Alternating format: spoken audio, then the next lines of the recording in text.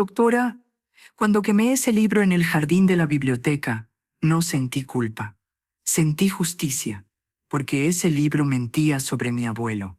Y mentir sobre los muertos, doctora, es una forma de violencia especialmente cobarde. Los muertos no tienen cómo defenderse, por eso alguien tiene que hacerlo por ellos. Inmaculada Torres dijo esas palabras con una dignidad serena que parecía ocupar toda la pequeña sala de terapia del centro penitenciario. Estaba sentada en la silla naranja con la espalda perfectamente recta, las manos cruzadas sobre el regazo del uniforme de prisión, y me miraba con unos ojos grises que daban la impresión de haber visto demasiada historia para una sola vida. Me llamo Elena Soto, tengo 52 años. Y llevo 8 trabajando como psicóloga clínica en esta prisión. He escuchado muchas justificaciones distintas para muchos crímenes, pero nunca había escuchado a alguien defender la quema de un libro con tanta convicción. En un país donde durante décadas se quemaron libros y la censura fue un arma de opresión, escuchar a una bibliotecaria defender la destrucción de uno resultaba perturbador y fascinante. Era un miércoles de abril. Recuerdo el día porque afuera llovía, una de esas lluvias persistentes de primavera que hacen que el cemento de la prisión huela a humedad y los pasillos se llenen de ese eco particular del agua golpeando metal. Inma había llegado a mi consulta después de pasar la mañana en la biblioteca de la prisión, donde trabajaba como voluntaria organizando libros.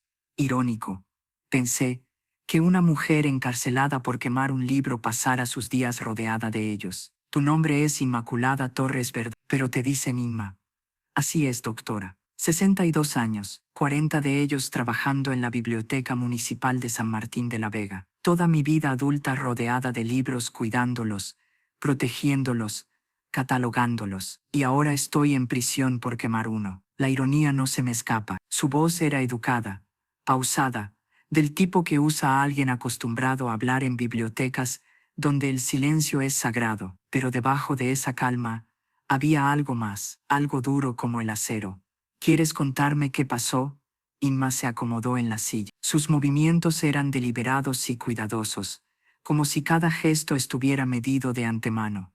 Para entender qué pasó, doctora, primero tiene que entender quién era mi abuelo. Se llamaba Tomás Torres Blanco. Nació en 1898 en San Martín de la Vega, un pueblo pequeño a 40 kilómetros de Madrid. Era maestro. Enseñaba en la escuela primaria del pueblo, literatura, historia, matemáticas, lo que se enseñaba en aquellos tiempos. Mi abuela siempre decía que era el hombre más amable que había conocido, que leía poesía a los niños, que enseñaba a leer gratis a los adultos que no habían tenido oportunidad de ir a la escuela, que creía que la educación era el camino hacia la libertad. Hizo una pausa, sus manos se apretaron ligeramente. Mi abuelo murió el 23 de octubre en plena guerra civil. Tenía 40 años. Mi padre tenía 5. Mi tía tenía 3. Nunca lo conocieron realmente. Solo guardaron la memoria que mi abuela les transmitió. ¿Cómo murió? Pregunté aunque empezaba a imaginar la respuesta. Los ojos de Inma se endurecieron. Lo fusilaron. Soldados franquistas vinieron a la casa a las 3 de la mañana. Golpearon la puerta. Mi abuela abrió. Entraron. Arrastraron a mi abuelo fuera de la cama. Mi padre de 5 años vio todo desde su habitación. Vio a su padre en camisón siendo empujado a la calle. Vio a mi abuela suplicando. Escuchó los disparos 10 minutos después en la plaza del pueblo. Al día siguiente el cuerpo de mi abuelo estaba ahí. 15 balazos. Lo dejaron tirado como advertencia. Esto es lo que pasa con los rojos, dijeron los soldados. El silencio en mi consulta era absoluto. Este tipo de historias no era algo nuevo en España. Miles de familias tenían versiones de esta misma historia. La guerra civil dejó heridas que 85 años después seguían abiertas. ¿Por qué lo mataron? Pregunté suavemente. Esa es la pregunta, ¿verdad? Inma me miró directamente. Durante toda mi vida mi familia ha vivido con versiones de por qué. Mi abuela decía que era porque enseñaba a leer a los trabajadores, que Franco no quería gente educada, que la educación era peligrosa para el régimen. Otros en el pueblo decían que mi abuelo había estado en el sindicato de maestros, que había votado por la República, que había hablado contra la Iglesia, cosas que en aquellos tiempos te podían matar, pero lo que nunca nadie dijo, ni mi abuela ni los 15 vecinos que estaban ahí esa noche. Es que mi abuelo fuera violento, que tuviera armas, que hubiera matado a nadie, que fuera un terrorista. La forma en que pronunció la última palabra estaba cargada de veneno. Hasta que apareció ese maldito libro. ¿Qué libro? Pregunté. Inma respiró hondo, como preparándose para revivir algo doloroso. Hace un año, un historiador vino a San Martín de la Vega. Se llamaba Javier Mendoza, 50 y tantos años, catedrático de Historia en la Universidad Complutense. Había escrito varios libros sobre la guerra civil, libros objetivos, decía, libros que mostraban a ambos lados. Vino al pueblo para investigar, habló con gente, revisó archivos, y después de 6 meses publicó un libro, Héroes Olvidados de San Martín de la Vega, una historia honesta de la guerra civil. El libro se presentó en el ayuntamiento. Yo fui. Como bibliotecaria era mi deber estar al tanto de publicaciones locales. El doctor Mendoza dio una charla. Habló sobre la importancia de la memoria histórica equilibrada, de no demonizar a ningún bando, de entender el contexto. Todo sonaba razonable, académico, neutral. Y entonces abrí el libro. Inma cerró los ojos como si el recuerdo le doliera físicamente. En la página 127 había una sección sobre acciones de represalia justificada, y ahí, en letra impresa, estaba el nombre de mi abuelo, Tomás Torres Blanco, pero no como víctima, como perpetrador. El libro decía, y cito textualmente porque me lo aprendí de memoria, Tomás Torres Blanco, maestro afiliado a células comunistas, participó en el asesinato de 3 sacerdotes y un empresario local fue ejecutado en octubre del mismo año tras juicio sumario por sus crímenes contra el orden público y la fe católica. Mi voz salió más alta de lo que pretendía. Todo eso era mentira. Todo, cada palabra. Mi abuelo nunca mató a nadie. No había células comunistas en San Martín. Los 3 sacerdotes que menciona el libro murieron en un bombardeo aéreo. No fueron asesinados. El empresario era el dueño de una fábrica que murió de pulmonía. Y no hubo juicio sumario. Hubo una lista de nombres y una ejecución en masa. Mi abuelo fue uno de 22 hombres fusilados esa noche. Ninguno tuvo juicio. ¿Cómo sabes todo esto? Pregunté, porque mi abuela lo documentó todo. Porque hay 15 vecinos que estaban vivos entonces y que siguen vivos hoy. Porque el párroco actual de San Martín tiene registros de esas muertes y ninguna fue por violencia. Porque hay fotografías del bombardeo. Porque hay actas. Porque hay pruebas. Y sin embargo el doctor Mendoza decidió ignorar todo eso y escribir una versión que pintaba a mi abuelo como asesino. ¿Hablaste con él? Pregunté. ¿Con el doctor Mendoza? Inma sonrió. Una sonrisa amarga. Oh sí, hablé con él. El intercomunicador crepitó. 5 minutos para el almuerzo. Inma no reaccionó. Yo tampoco. Fui a su oficina en la universidad. Le llevé todo. Fotografías, testimonios escritos de los vecinos, certificados de defunción, registros parroquiales, todo. Le dije, doctor Mendoza, hay un error grave en su libro. Mi abuelo no hizo lo que usted dice. Tengo pruebas. ¿Qué respondió? Inma me miró con una expresión que mezclaba incredulidad y rabia contenida. Me dijo, señora Torres, comprendo que es difícil aceptar que nuestros antepasados pudieran haber hecho cosas terribles, pero mi investigación se basa en documentos del archivo militar franquista, documentos oficiales. No puedo cambiar el contenido de mi libro basándome en testimonios familiares que obviamente están sesgados. Le dije que esos documentos oficiales eran propaganda, que Franco fabricaba acusaciones para justificar ejecuciones, que todo el mundo lo sabía. Me dijo, eso es una opinión política, no un hecho histórico. Mi trabajo es reportar lo que está en los archivos oficiales. Si los archivos dicen que su abuelo era comunista violento, eso es lo que escribo. Le pregunté si había verificado la información con otras fuentes. Me dijo que no era su trabajo cuestionar archivos estatales. Le pregunté si había hablado con los vecinos que estaban vivos. Me dijo que los testimonios orales no eran confiables después de 80 años. Le mostré las fotografías del bombardeo. Me dijo que no probaban nada sobre mi abuelo específicamente. En el fondo, doctora, me dijo que su libro era más importante que la verdad. La frustración en su voz era palpable. ¿Y después? Pregunté. Inma suspiró. Después fui al ayuntamiento. Le pedí al alcalde que retirara el libro de circulación oficial. que al menos pusiera una nota aclaratoria, que reconociera que había disputas sobre la exactitud.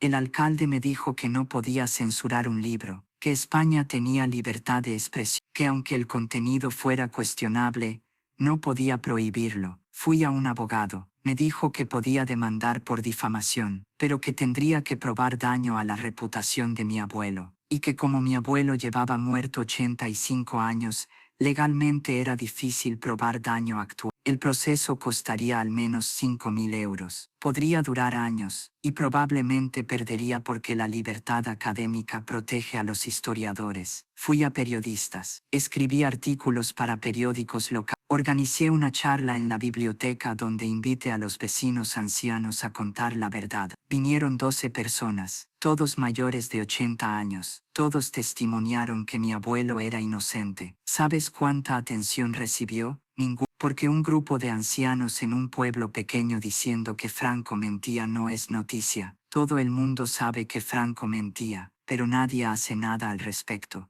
El libro, sin embargo, se vendió bien, se puso en bibliotecas, en escuela. Estudiantes de instituto lo leían como fuente histórica, y mi abuelo quedaba para siempre en las páginas como asesino.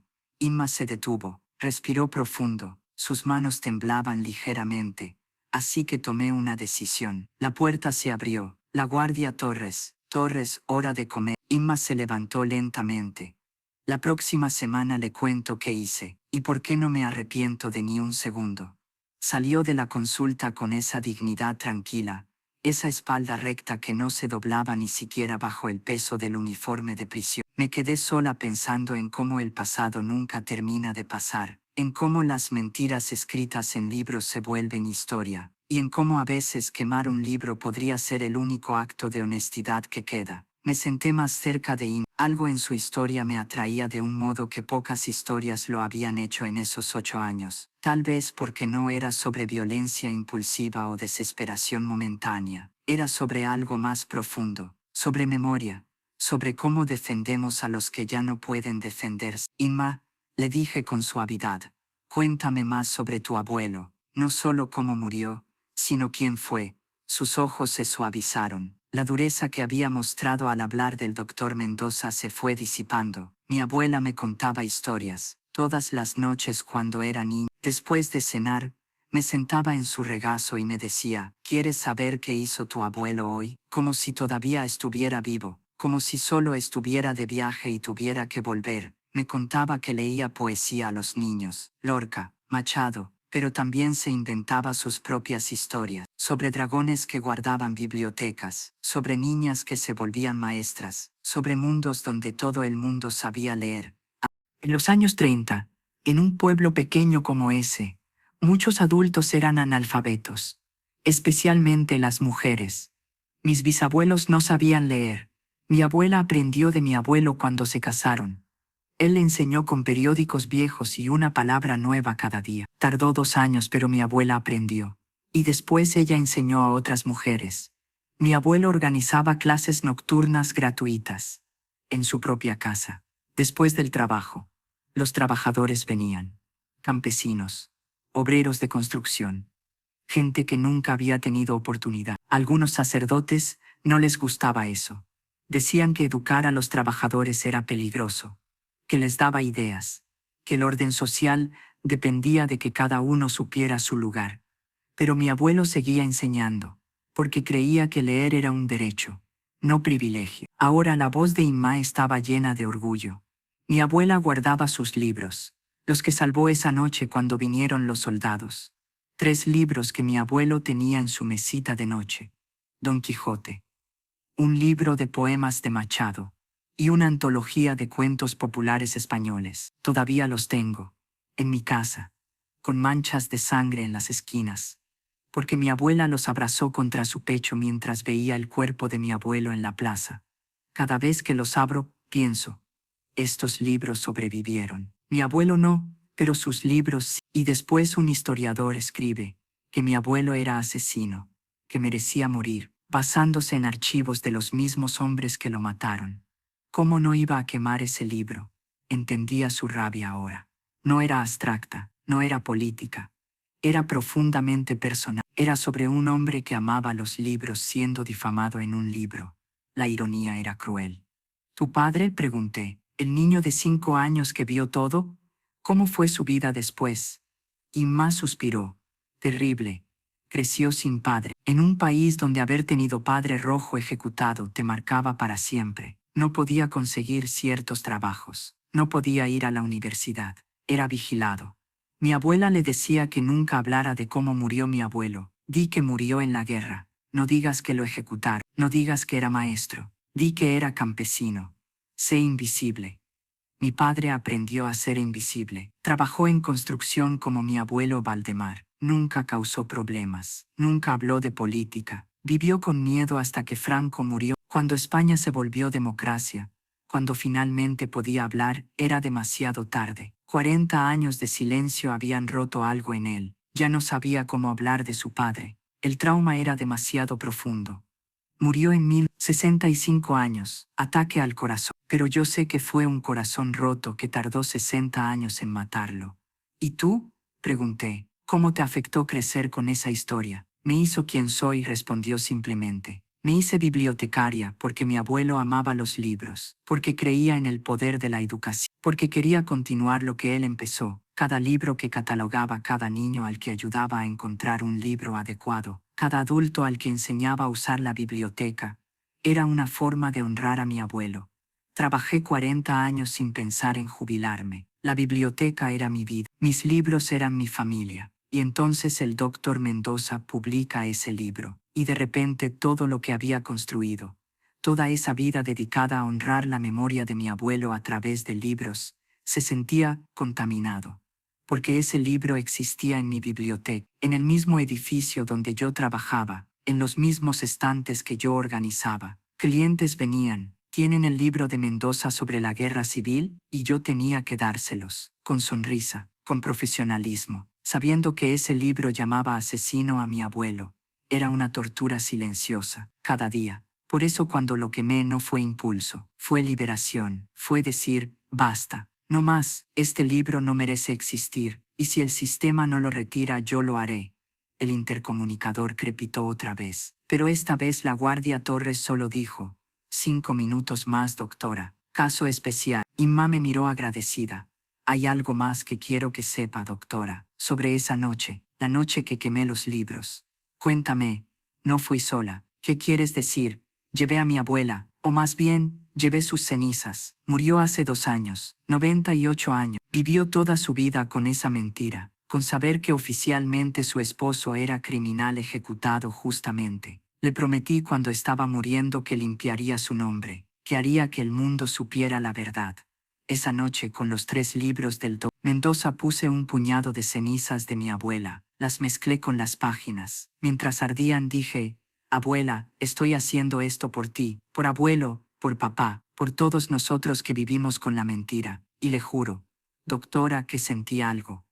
Como si mi abuela finalmente pudiera descansar. Las lágrimas corrían libremente por mi cara en ese momento. No podía evitarlo. Esta historia había atravesado todas mis defensas profesionales y había tocado algo profundamente humano. Gracias por contarme eso, dije cuando pude hablar. Gracias por escuchar sin juzgar, respondió Imma, porque sé cómo suena. Quemó libros con cenizas de muertos. Suena loco, suena macabro, pero para mí fue sagrado. Fue reunir a mi abuela con la verdad que ella nunca vio en vida. La puerta se abrió. Torres con expresión suave que rara vez veía en guardias. Torres, hora de ir. Pero, buen trabajo ahí dentro, doctora. Era la primera vez que una guardia me reconocía el trabajo de esa manera. Durante toda la semana hasta nuestra siguiente sesión, no pude dejar de pensar en la historia de Imma, en su abuelo fusilado a los 40 años, en un niño de 5 años viendo a su padre ser arrastrado de la casa en camisón, en una familia cargando una mentira oficial durante 85 años. Investigué el caso por mi cuenta. Los registros judiciales eran públicos. Inmaculada Torres Ruiz, 62 años, bibliotecaria municipal jubilada, condenada a 2 años de prisión por daño a propiedad pública y destrucción intencional de material cultural. La fiscalía había pedido 4 años. La defensa había argumentado circunstancias atenuantes extremas. El juez le dio 2. de los cuales probablemente cumpliría uno con buen comportamiento. También encontré el libro Héroes Olvidados de San Martín de la Vega por Dr. Javier Mendoza. Lo pedí prestado en la Biblioteca de Madrid. Lo leí. Era tal como Inma lo había descrito. Objetivamente escrito, académicamente presentado, lleno de notas al pie y referencias a documentos de archivo. Pero cuando llegué a la página 227, ahí estaba Tomás Torres Blanco descrito como participante en ejecuciones extrajudiciales de elementos contrarrevolucionarios. El lenguaje era cuidadoso. Mendoza no decía directamente Tomás era asesino. Decía, según documentos militares de la época, Tomás Torres Blanco fue identificado como un lenguaje académico que creaba distancia, que permitía al autor presentar propaganda fascista como fuente histórica sin tener que defenderla.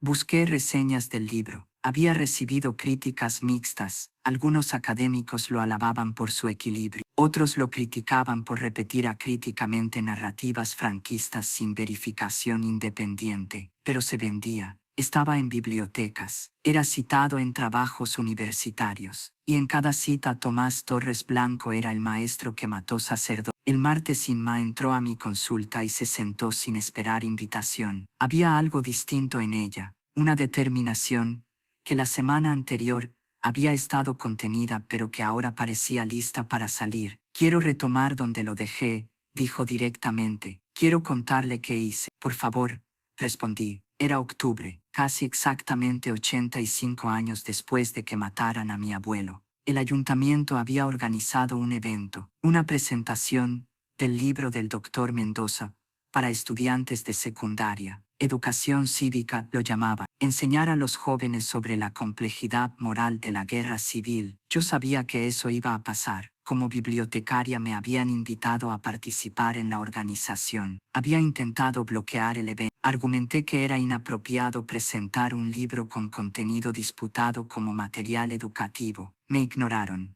Así que fui al evento. 100 estudiantes de 15 y 16 años. El doctor Mendoza hablando sobre superación de narrativas simplistas, sobre cómo ambos bandos cometieron atrocidades, sobre la importancia de fuentes primarias como los archivos militares. Ningún estudiante sabía que esos archivos militares eran creados por el régimen que ejecutaba a gente. Ninguno sabía que las fuentes primarias eran confesiones obtenidas bajo tortura. Ninguno cuestionaba nada porque venía de un doctor, un profesor universitario, un supuesto experto, y entonces un estudiante levantó la mano. Mendoza preguntó, «Usted menciona en su libro a un maestro llamado Tomás Torres. ¿Ese es el abuelo de la señora Torres que trabaja en nuestra biblioteca?» Mi corazón se detuvo. El doctor Mendoza me miró, sonrió.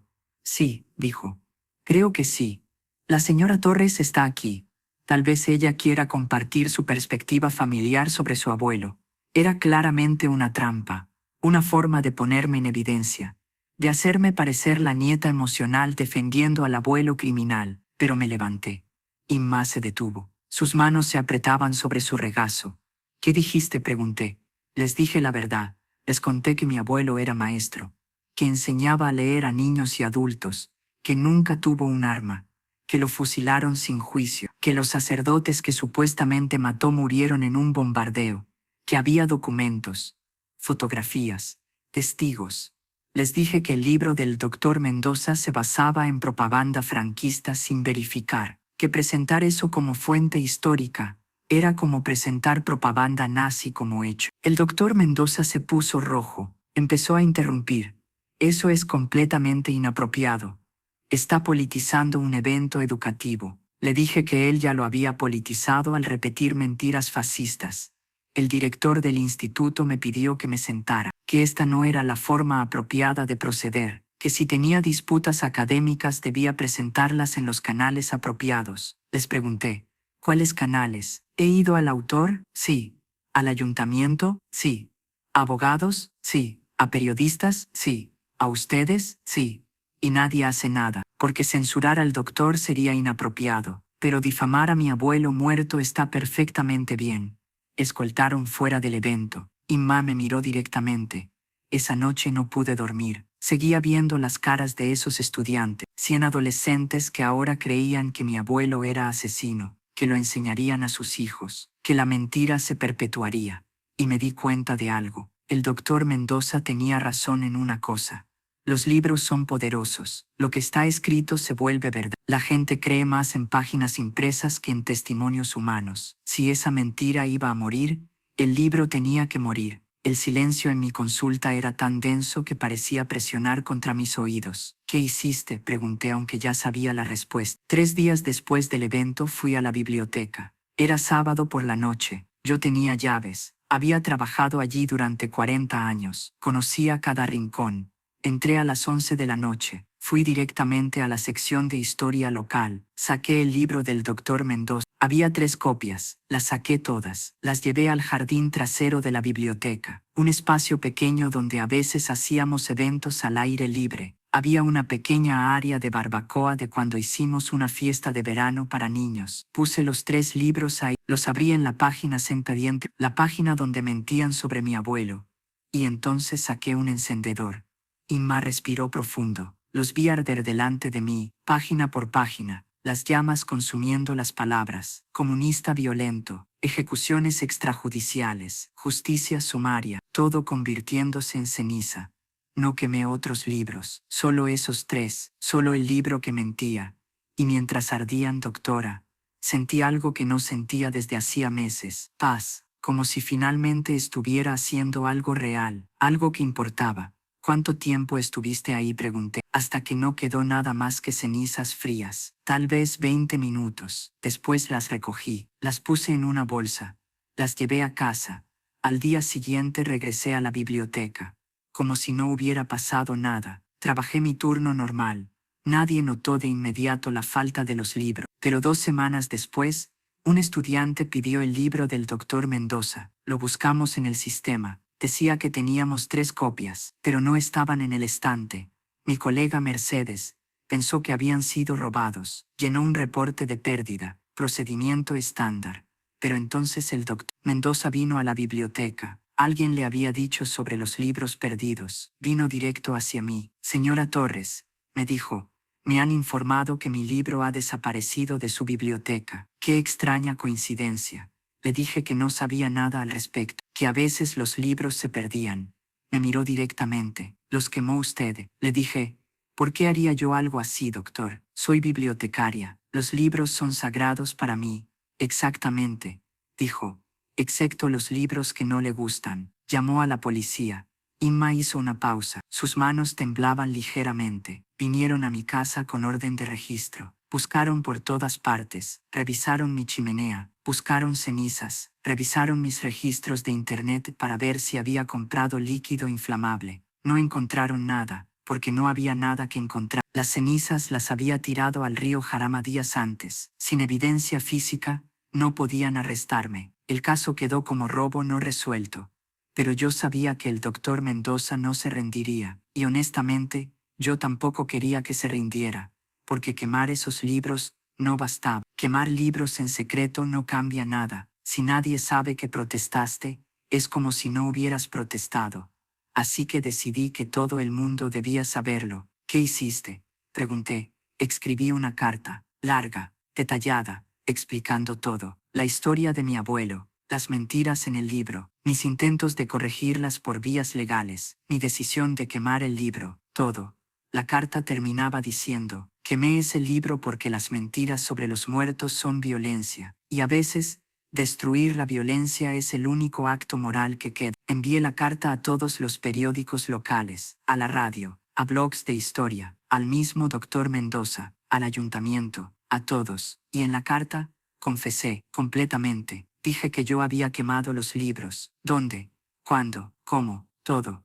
Inma sonrió tristemente. Si iba a ser arrestada, quería que fuera por algo que pudiera decir en voz alta, no como criminal escondiéndose, sino como alguien haciendo una declaración. 3 días después de que la carta se publicara, la policía vino a arrestarme, esta vez con confesión escrita, esta vez con caso cerrado. Me llevaron a comisaría, me procesaron, me acusaron de daño a propiedad pública y destrucción de material cultural. ¿Y el pueblo?, pregunté. ¿Tu familia? Inma me miró con ojos brillantes. Eso, doctora, fue lo más inesperado, porque cuando el periódico local publicó mi carta, El pueblo estalló, no contra mí, a mi favor.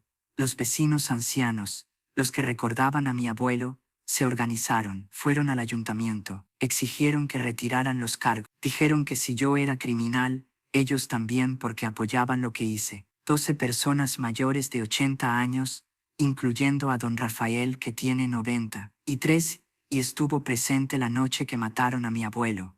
Fueron a la prensa, dieron testimonios, mostraron fotografías, documentos. De repente, la historia no era bibliotecaria loca quema libros, era pueblo defiende la memoria de maestro ejecutado injustamente. El caso pasó a nivel nacional, periódicos grandes lo cubrieron, debates sobre memoria histórica, sobre cómo España trata su pasado franquista, sobre la diferencia entre censura y corrección histórica. El doctor Mendoza fue invitado a defenderse en televisión. Fue un desastre. Le preguntaron si había verificado las acusaciones contra mi abuelo. Admitió que no. Le preguntaron si sabía que los testigos contradecían su versión. Dijo que los testigos no eran confiables. Le preguntaron, ¿pero los archivos franquistas sí son confiables? No supo qué responder. Su reputación quedó manchada. La universidad inició revisión de su trabajo. Encontraron que varios otros casos en su libro también estaban basados únicamente en propaganda franquista sin verificación. El libro fue retirado de circulación pendín revisión académica, pero yo seguía detenido porque independientemente de si mi causa era justa,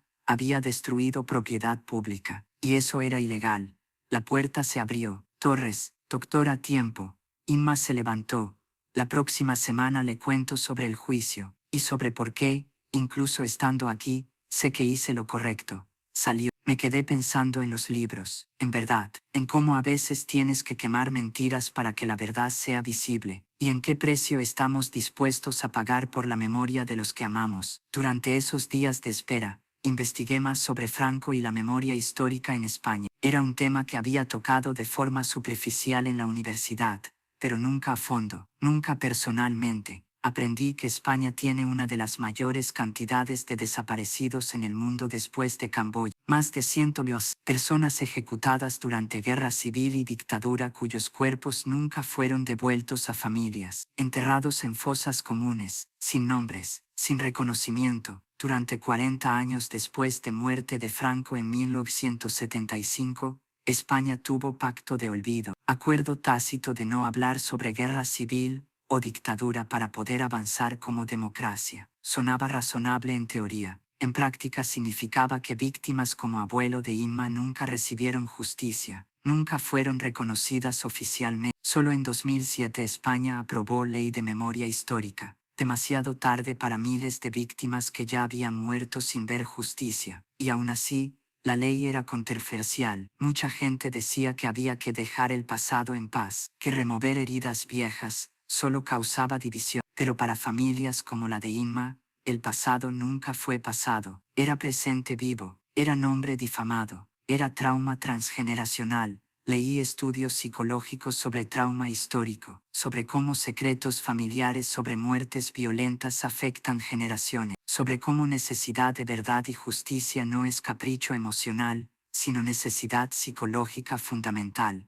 Inma no estaba desequilibrada, estaba haciendo lo que cualquier familiar de víctima haría, peleando por verdad. También busqué otros casos similares. Encontré docenas de familias peleando contra libros de historia que repetían propaganda franquista, luchando contra monumentos que glorificaban dictadura, exigiendo que fosas comunes fueran excavadas y víctimas identificadas. Ninguna había llegado a quemar libros. Eso hacía Inma única y controversial.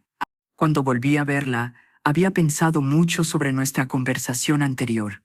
Inma, le dije, he estado pensando sobre lo que dijiste, sobre quemar libros con cenizas de tu abuela. Ella me miró cautelosamente. ¿Y? Y entiendo por qué lo hiciste, pero necesito preguntarte. ¿Entiendes por qué tanta gente reacciona con horror? ¿Por qué quemar libros, sin importar el motivo, activa alarmas históricas? Inma asintió lentamente. Sí, lo entiendo. Nazis quemaron libros de autores judíos. Quemaron investigación científica, quemaron poesía, quemaron todo lo que no concordaba con su ideología. Inquisición quemó libros. Stalin quemó libros. Mao quemó libros.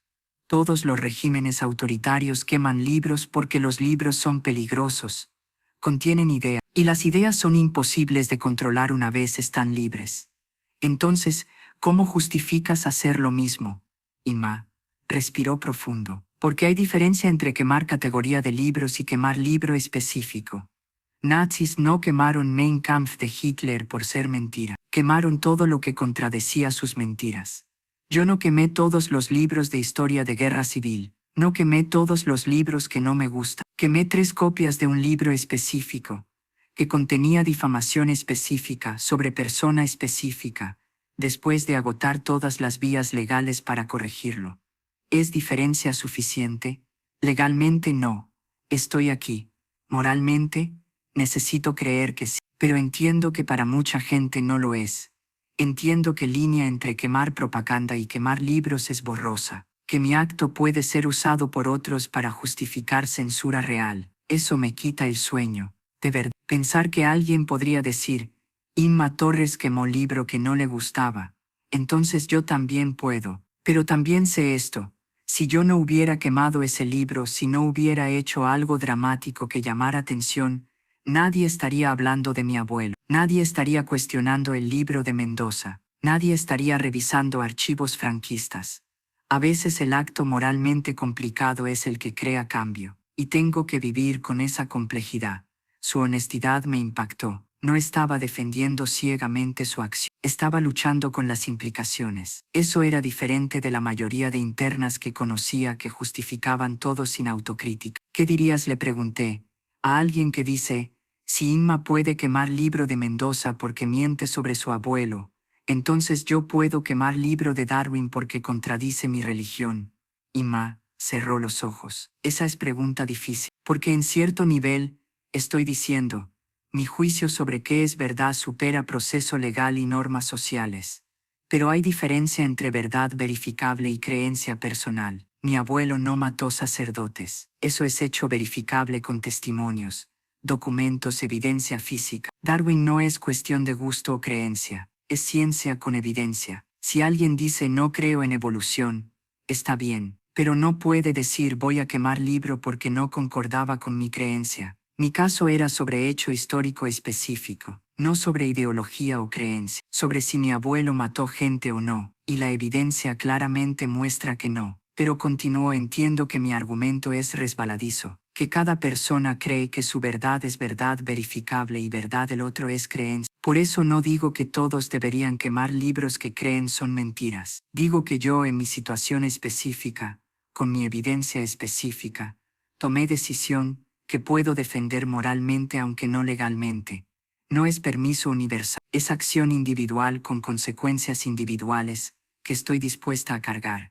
Nos sentamos en silencio. Afuera escuchaba voces de otras internas en recreo, risa, llanto, vida en prisión continuando independientemente de nuestras conversaciones filosóficas sobre verdad y memoria. Inma, le dije finalmente, ¿alguna vez te preocupó que estuvieras equivocada, que tal vez los archivos franquistas tenían algo de verdad? Me miró como si hubiera sugerido algo imposible. No, nunca, porque conocía testimonios. Conocía a don Rafael, a doña Mercedes que tenía 15 años esa noche y vio todo, a don Antonio que era primo de mi abuelo y estuvo en casa cuando vinieron soldados. Conocía documentos de iglesia mostrando que sacerdotes murieron en bombardeo, no ejecución. Conocía historia de mi familia, el trauma que cargamos. No estaba operando en fe ciega, estaba operando en evidencia sólida que sistema ignoraba, porque era más conveniente creer archivos oficiales que testimonios de gente común. Esa es otra razón por qué quemé el libro, no solo por mi abuelo, sino como declaración, testimonios de sobrevivientes importan. Gente común conoce verdad que archivos oficiales ocultan. Su convicción era total, inquebrantable, y empezaba a entender por qué su caso había capturado atención nacional. No era solo sobre el libro quemado, era sobre quién controla narrativa histórica. ¿Quién decide qué es verdad? ¿Temes, pregunté cuidadosamente, que tu historia sea olvidada? ¿Que después de todo esto en 50 años, alguien más publique el libro repitiendo mismas mentiras? Inma sonrió tristemente. Claro que temo eso, porque así funciona historia. Se reescribe constantemente. Cada generación tiene su versión. Pero también sé que ahora hay registro. Hay miles de artículos sobre mi caso. Hay testimonios grabados en video de don Rafael y otros. Hay documentación de Comisión de Memoria Histórica. Si alguien en futuro quiere investigar a Tomás Torres Blanco, encontrará verdad, encontrará mi historia, encontrará todo. No puedo controlar lo que se escriba dentro de 100 años, pero puedo asegurar que verdad está disponible para quien quiera encontrarla. Y eso, doctora, es todo lo que puedo hacer. La guardia Torres tocó la puerta suavemente. Hora de terminar. Los días posteriores a esa sesión, los pasé leyendo todo lo que pude encontrar sobre el caso de Inma. Se había convertido en un fenómeno mediático. Hashtags en Twitter, artículos de opinión, debates en programas de televisión. La España progresista la veía como una heroína, mujer valiente defendiendo la memoria histórica contra revisionismo franquista. La derecha la pintaba como extremista, como ejemplo de intolerancia de izquierda que quema libros que no le gustan. Pero lo que más me impactó fueron los comentarios de gente común, miles de personas compartiendo sus propias historias, abuelos ejecutados, familias con versiones oficiales que no concordaban con la verdad, generaciones cargando mentiras institucionales. Mi bisabuelo también está en documentos como terrorista rojo, escribió alguien. Era panadero, nunca tuvo arma, lo mataron porque denunció que le robaban trigo. Mi abuela fue violada por soldados franquistas, escribió otra persona. El informe oficial dice que confraternizaba con el enemigo. Tenía 14 años. Historia tras historia, familia tras familia, 85 años de mentiras oficiales, siendo desenterradas porque una bibliotecaria de 62 años decidió quemar 3 libros. El martes Inma volvió distinta. Había algo liberado en su forma de estar, como si contar su historia le hubiera quitado un peso. Quiero hablar del juicio, dijo inmediatamente, porque fue extraño. ¿En qué sentido? El fiscal era joven, 30 y tantos, se llamaba Alejandro Ruiz, era bueno en su trabajo, argumentó que independientemente de mis motivaciones, yo había destruido propiedad pública, que vivimos en democracia donde hay canales legales para disputas. Quemar libros, sin importar cuáles, es un acto de barbarie que nos devuelve a épocas oscuras. Técnicamente tenía razón, yo había cometido el crimen, no lo negaba, pero entonces mi abogada, Sara Molina, hizo algo inesperado. ¿Qué hizo? Llamó al estrado a don Rafael, el vecino de 93 años, el que estuvo ahí la noche que mataron a mi abuelo. Don Rafael entró al juzgado con bastón, caminó lentamente hasta el estrado, se sentó con dificultad, y entonces habló, con voz clara, sin dudar y sin notas. Yo tenía 8 años cuando mataron a Tomás Torres. Estaba en la ventana de mi casa esa noche. Vi a los soldados llegar. Vi a Tomás salir en camisón. Escuché a su esposa suplicar. Vi a su hijo pequeño en la puerta llorando. Tomás Torres era mi maestro. Me enseñó a leer. Me enseñó sobre Cervantes. Me enseñó que los libros podían llevarte a lugares que nunca visitarías. Tomás Torres nunca mató a nadie. No tenía arma. No era violento. Lo mataron porque era maestro, porque leía, porque pensaba, y Franco odiaba a la gente que pensaba. Inma tenía los ojos llenos de lágrimas al recordarlo. Después, don Rafael miró al juez y dijo, si Inmaculada Torres quemó un libro que llamaba asesino a su abuelo, yo habría hecho lo mismo, porque hay mentiras que merecen arder. El fiscal intentó objetar. Señor, con respeto, su testimonio es emotivo pero irrelevante. El crimen no es sobre si el libro era verdadero, es sobre destrucción de propiedad. Pero entonces Sara llamó a 11 testigos más, todos ancianos, todos del pueblo, todos con versiones que contradecían el libro de Mendoza. Uno tras otro contaron sus historias, sobre Tomás, sobre la noche de la ejecución, sobre cómo los archivos oficiales que Mendoza usó eran fabricados. Cuando terminaron, no quedaba duda razonable. El libro mentía. Mendoza había publicado propaganda como historia, pero yo aún había quemado propiedad pública. ¿Qué argumentó tu abogada? Pregunté. Sara argumentó un estado de necesidad moral. Es una defensa poco común. Básicamente dice que aunque el acto fue ilegal, era moralmente necesario, porque no había otra opción razonable. Mostró evidencia de todo lo que había intentado. Las cartas a Mendoza, las peticiones al ayuntamiento, la consulta legal, todo. Argumentó que el sistema había fallado, que cuando el sistema falla en proteger la verdad, los individuos tienen derecho a actuar. Citó casos de desobediencia civil, Gandhi, Rosa Parks, gente que rompió leyes injustas para señalar injusticias. Mi cliente no quemó libros por capricho, dijo Sara. Quemó un libro específico después de agotar todas las vías legales. Lo hizo como acto de protesta, como declaración, y lo confesó públicamente porque no era acto de vergüenza sino de conciencia. Funcionó, parcialmente. El juez la escuchó, después escuchó al fiscal, después se tomó una semana para deliberar. Cuando volvimos para la sentencia, el juzgado estaba lleno, periodistas, vecinos del pueblo, activistas de memoria histórica, estudiantes universitarios, todos querían ver qué pasaría.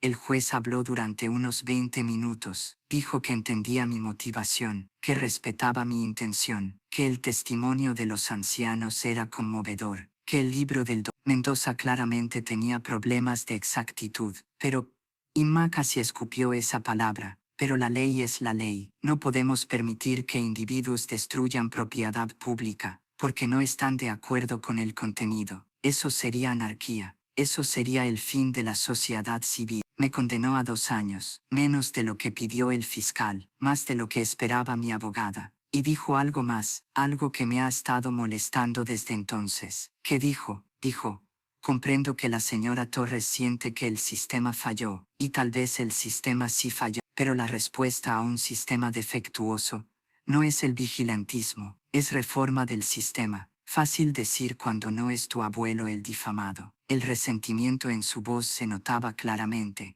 ¿Cómo te sentiste con la sentencia?, pregunté, aliviada honestamente. Podría haber sido peor, y en cierto modo, ganar habría sido decepcionante. ¿Decepcionante? Sí, porque si me hubieran absuelto habría sido noticia de un día. Bibliotecaria absuelta, caso cerrado. Pero condenándome el juez mantuvo la conversación viva. ¿Es justo que alguien vaya a prisión por defender la memoria de su abuelo? ¿Qué pasa cuando el sistema protege mentiras? Esas preguntas siguen ahí, y mientras estén, hay posibilidad de cambio real. Me acomodé en mi silla. Había algo que necesitaba preguntar. Inma, ¿te arrepientes? No dudó ni un segundo. No, ni un poco, porque después de que me condenaran, pasó algo más. ¿Qué? La Universidad Complutense inició investigación formal del trabajo del Dr. Mendoza.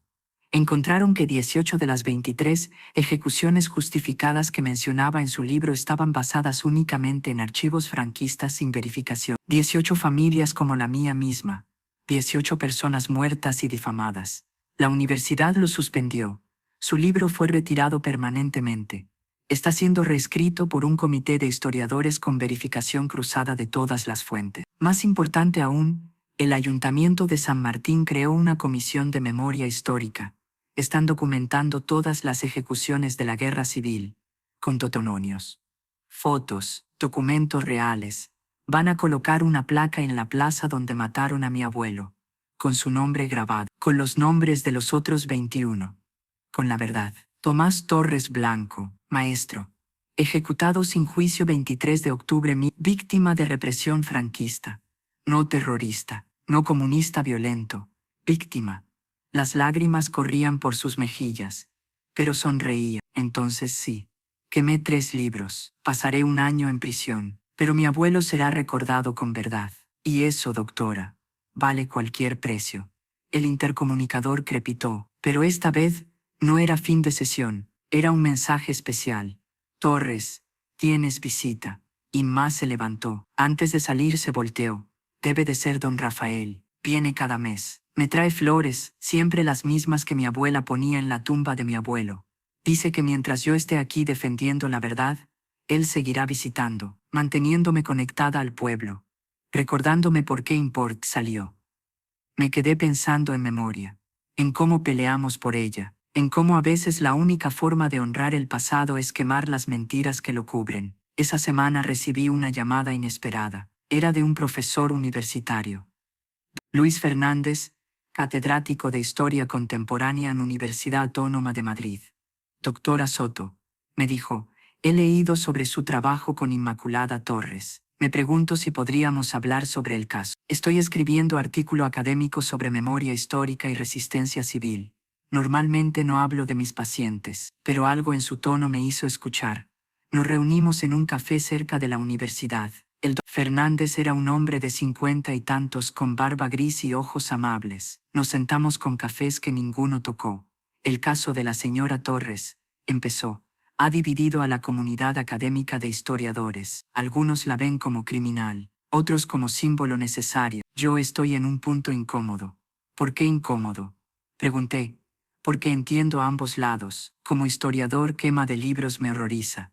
Es acto que asociamos con peor de humanidad. Pero como español, como hijo de abuelo que también fue ejecutado sin juicio, entiendo su rabia. Sacó fotografía de su bolsillo. Hombre joven en uniforme militar mirando cámara con seriedad.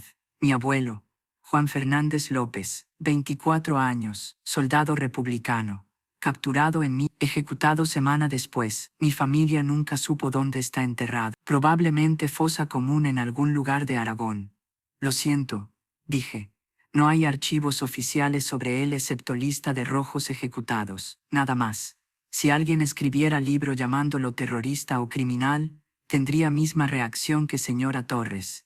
Entonces la entiende. La entiendo. Pero como académico no puedo defender quemar libros. Es una línea que no podemos cruzar. Una vez justificamos quemar un libro, abrimos puerta a quemar todos los libros. Pero ella no quemó todos los libros, solo uno específico.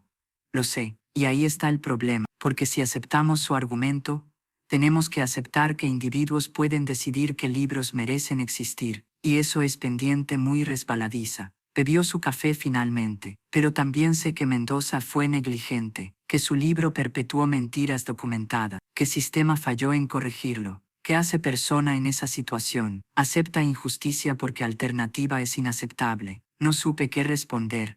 Cuando volví a ver a Inma esa semana, le conté sobre conversación. Doctor Fernández tiene razón estar incómodo, dijo. Yo también estoy incómoda. No me siento heroína. Me siento como alguien que se vio forzada a elegir entre dos males. ¿Cuáles dos males? Dejar mentiras sin contestar o contestarla de forma que contradice mis propios valores sobre libros. Ninguna opción era buena. Elegí la que podía vivir conmigo.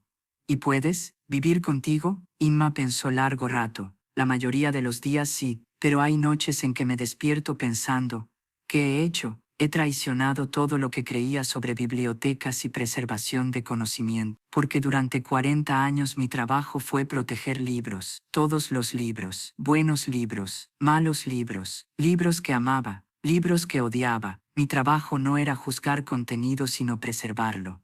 Y en una noche rompí ese juramento. Eso pesa mucho, no importa cuán justificada me sienta. Su honestidad era brutal, desnuda. No había pretensión de estar totalmente en paz con su decisión. ¿Hablarías con el doctor Fernández? Le pregunté. Quiere entrevistarte para su artículo. Lo pensaría, si puede presentar mi caso honestamente, sin hacerme monstruo ni mártir, solo humana que tomó decisión imposible. Arreglé encuentro. Semana después doctor Fernández vino a prisión. Inma accedió a hablar con él. Estuve presente. Fue una conversación de 3 horas. Doctor Fernández hacía preguntas que yo nunca había pensado hacer, sobre epistemología de verdad histórica, sobre límites de libertad académica, sobre dónde termina investigación histórica y empieza propaganda. Inma respondía con claridad notable, sin ensayar, sin manipular, solo honestidad sobre su proceso de pensamiento. Al final, doctor Fernández cerró su libreta. Señora Torres, gracias. Este ha sido iluminador. ¿Va a escribir que estaba equivocada? Preguntó Inma. Voy a escribir que situación era imposible, que sistema falló, que su acción, aunque problemática, fue comprensible, y que necesitamos mejores mecanismos para corregir historia fraudulenta antes de que alguien más se vea forzado a quemar libros. Inma asintió. Eso es justo. 3 meses después artículo fue publicado. Entre verdad y censura, el caso de Inmaculada Torres y límites de resistencia histórica. Era justo, crítico de quema pero comprensivo de motivos. Llamaba por reforma en cómo España maneja disputas sobre historia. El artículo generó más debate, más columnas de opinión, más gente hablando sobre memoria histórica. Y entonces pasó algo que nadie esperaba. el Ministerio de Cultura anunció una nueva directiva. Libros que presentaran información sobre víctimas de guerra civil debían incluir descargo de responsabilidad si basaba información únicamente en archivos franquistas, sin verificación independiente. No era mucho, pero era algo. Era el reconocimiento de que los archivos oficiales de un régimen autoritario no pueden aceptarse sin crítica. Cuando Inma escuchó noticia, lloró. No es suficiente, dijo, pero es principio, es admitir que hay problema. Esa noche escribí en mi diario, algo que rara vez hago. Aprendí algo de Inma Torres, que a veces las acciones más problemáticas moralmente son las que crean conversaciones más necesarias, que confort moral es privilegio que no todos tienen, que cuando sistema falla completamente individuos se ven forzados a decisiones imposibles, y que juzgarlos desde afuera es más fácil que entenderlos desde dentro. Las semanas posteriores a esas sesiones con Inma me cambiaron de maneras que no esperaba. Empecé a cuestionar cosas que había dado por sentadas, sobre historia, sobre verdad, sobre qué hacemos cuando el sistema nos falla. También hice algo que normalmente no suelo hacer. Fui a San Martín de la Vega. Quería ver el pueblo, quería entender de dónde venía Inma, quería ver si su historia era tan real como parecía. Era un sábado. Tomé el tren desde Madrid, 40 minutos. El pueblo era pequeño, tranquilo, típico pueblo español con plaza central, iglesia antigua, calles estrechas. Encontré la biblioteca donde Inma había trabajado durante 40 años. Cerrada por reforma, decía un cartel, pero pude ver a través del vidrio. Estantes de libros, sillas pequeñas para niños, pósteres sobre lectura. Fui a la plaza, había una placa nueva allí, brillante, inaugurada hace 3 meses según las flores frescas que alguien había puesto, en memoria de los 22 ciudadanos de San Martín de la Vega ejecutados sin juicio el 23 de octubre de 1900. Después, una lista de nombres. Tomás Torres Blanco estaba segundo. Me senté en un banco mirando la placa. Un hombre anciano se acercó, muy mayor, con bastón. ¿Conoció a alguno de ellos?, me preguntó señalando la placa. No directamente, pero conozco a la nieta de Tomás Torres. Sus ojos se iluminaron. ¿Inmaculada? ¿Inma? Sí, soy Rafael, don Rafael del testimonio. Nos sentamos juntos. Durante casi una hora me contó historia, sobre Tomás el maestro, sobre aquella noche terrible, sobre cómo el pueblo nunca olvidó aunque les obligaran a callar. Durante 40 años no pudimos hablar, me dijo. Franco murió en 1975, pero el miedo quedó. Hablar sobre los ejecutados era peligroso. Te miraban raro, te llamaban rojo, así que callamos. Pero Inma no se quedó callada. No, ella es como su abuelo, valiente, terca, no acepta injusticia. ¿Crees que hizo lo correcto? ¿Quemar el libro? Don Rafael pensó largo rato. Los libros son sagrados, pero las mentiras no lo son. Ese libro era mentira comportada. Inma no quemó conocimiento, quemó propaganda. Hay diferencia. Regresé a Madrid dándole vueltas a esa diferencia, entre censurar verdad y quemar mentiras, entre proteger conocimiento y destruir propaganda. No era una línea clara, nunca lo es, pero Inma había trazado su línea y había pagado el precio. El martes Inma entró a la última sesión programada conmigo. Había algo ligero en su paso, como si un peso se hubiera ido. Esta es nuestra última sesión por ahora, le dije. ¿Hay algo más que quieras compartir? Sí, quiero hablarle sobre las cartas. ¿Cartas? Desde que fui condenada, he recibido más de 3.000 cartas, más de 3.000, de toda España, de otros países también, Portugal, Argentina, México. Lugares donde también hay historias enterradas, familias con mentiras oficiales. Algunas son de apoyo. Gracias por tu valor. Hiciste lo correcto. Mi abuelo también fue difamado. Otras son críticas. Quemar libros nunca está bien. Eres igual que los fascistas. La libertad de expresión es absoluta. Entiendo las críticas, de verdad. Quemar libros tiene una historia terrible. Nazis quemaron libros. Inquisición quemó libros. Todos los regímenes autoritarios queman libros. Pero doctora, hay diferencia entre quemar libros, porque contienen ideas que odias, y quemar un libro específico que miente sobre persona específica después de agotar todas las alternativas legales. ¿Es una diferencia suficiente? No lo sé. El juez dijo que no, pero 3.000 personas me escribieron diciendo que sí. ¿Guardas las cartas? Inma asintió. Algunas. Las más significativas. Hay una que quiero leerle. ¿Puedo? Sacó papel doblado del bolsillo de su uniforme. Es de estudiante. Uno que estuvo en aquella presentación donde el Mendoza me confrontó. Se llama David. Tiene 16 años. Escribió esto. Señora Torres, yo estaba ese día en el auditorio. Cuando usted se levantó y habló sobre su abuelo, me sentí incómodo. Mi profesor parecía molesto. El doctor Mendoza parecía ofendido. Yo pensé que usted estaba siendo inapropiada.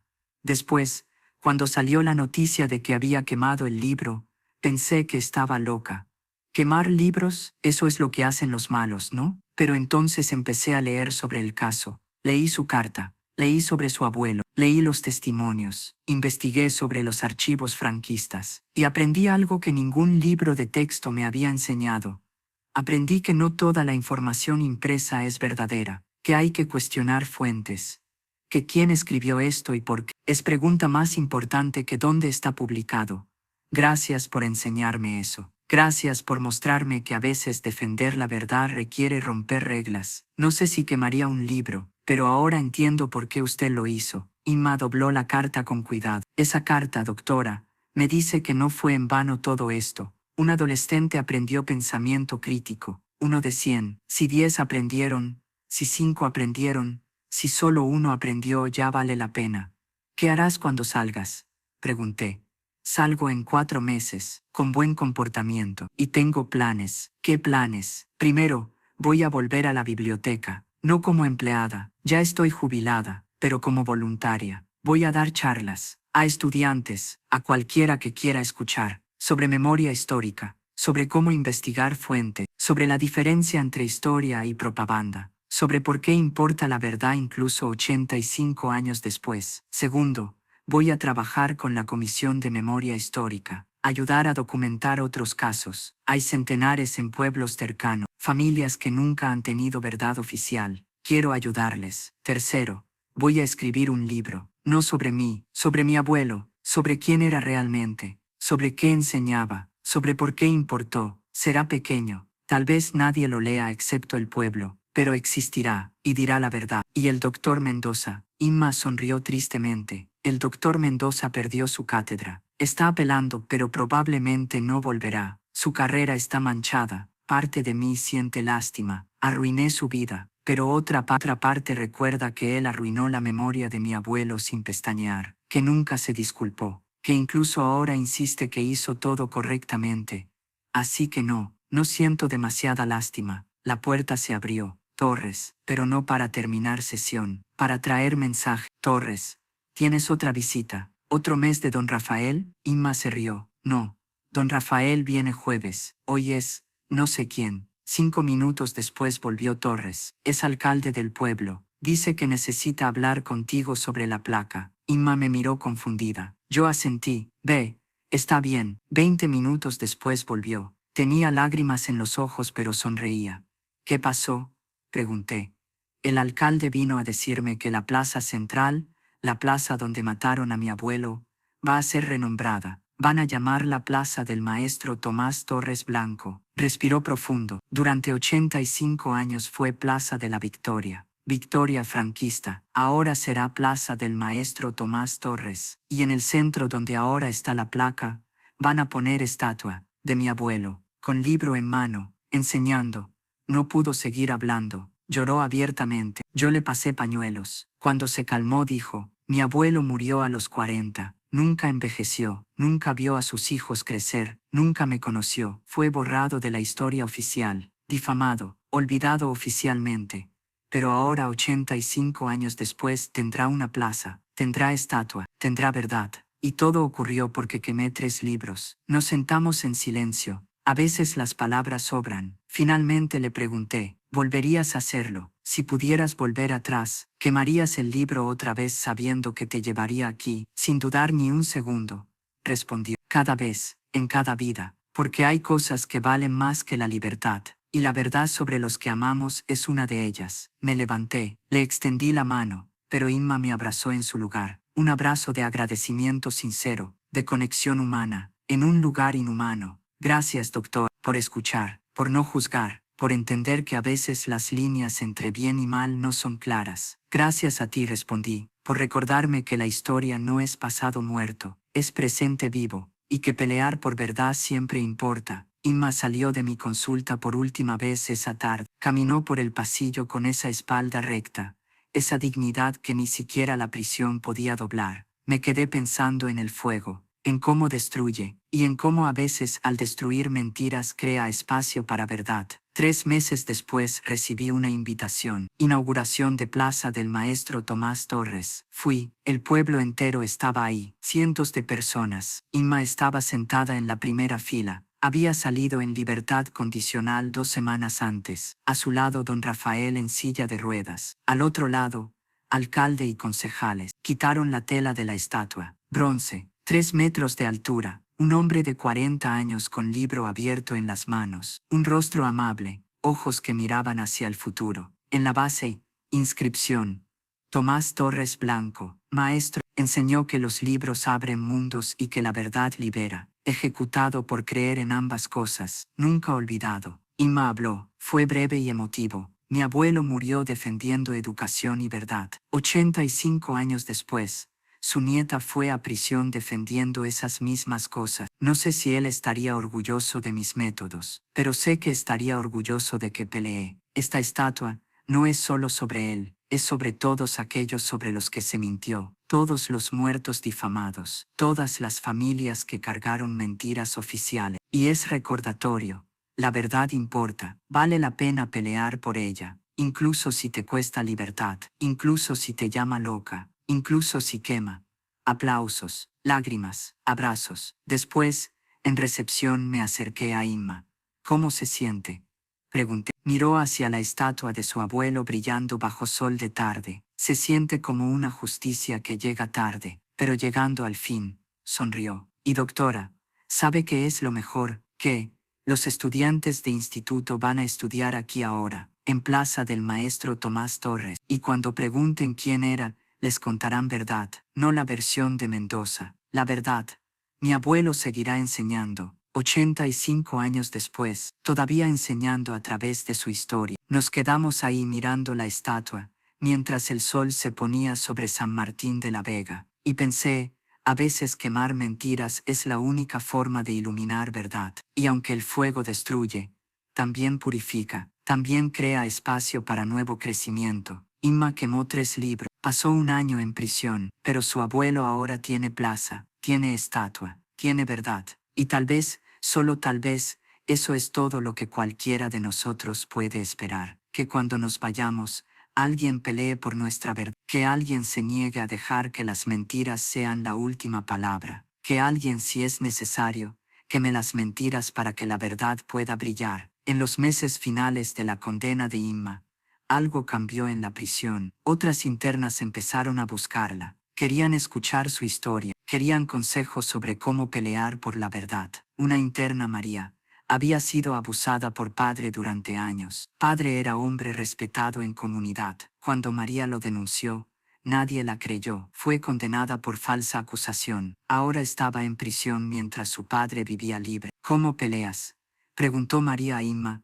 Cuando nadie te cree, Inma le dijo, documentas, recopilo, esperas, porque verdad es paciente. Puede tardar años, décadas, pero eventualmente sale. Otra interna, Carmen, había perdido custodia de hijos porque el exmarido tenía mejores abogados y amigos en juzgado. Documentos legales pintaban a Carmen como inestable, cuando realmente era víctima de abuso. Mis hijos crecerán pensando que los abandoné, lloró Carmen. Los documentos dicen que no fui a audiencias cuando realmente nunca me notificaron correctamente. Inma pasaba horas escuchando, aconsejando, ayudando a escribir cartas, organizando documentación. Se volvió una defensora informal de mujeres cuyos relatos habían sido distorsionados por el sistema. Cuando le pregunté sobre esto, dijo, mi abuelo pasó 85 años siendo mal interpretado. Estas mujeres están vivas, tienen chance de corregir sus historias. Tengo que ayudarla. Un día me dijo algo que me quedó grabado. Doctora, cada historia falsa sobre persona real es violencia. No deja marcas físicas pero mata reputación. relaciones, futuro. Y nadie toma en serio esa violencia porque es solo palabras. Pero palabras escritas se vuelven verdad, especialmente si están en documentos oficiales, en libros publicados, en registros legales. Entonces esa violencia se institucionaliza. Por eso luché, no solo por mi abuelo, sino porque necesitamos sistema que respete que palabras falsas sobre personas reales son violencia que merece corrección. Un mes antes de su liberación, organicé una sesión especial. Invité a Dr. Fernández, a Sara Molina, su abogada, a don Rafael que había viajado especialmente, a alcalde de San Martín de la Vega. Fue una especie de círculo de cierre, lugar donde Inma podía procesar todo antes de volver al mundo.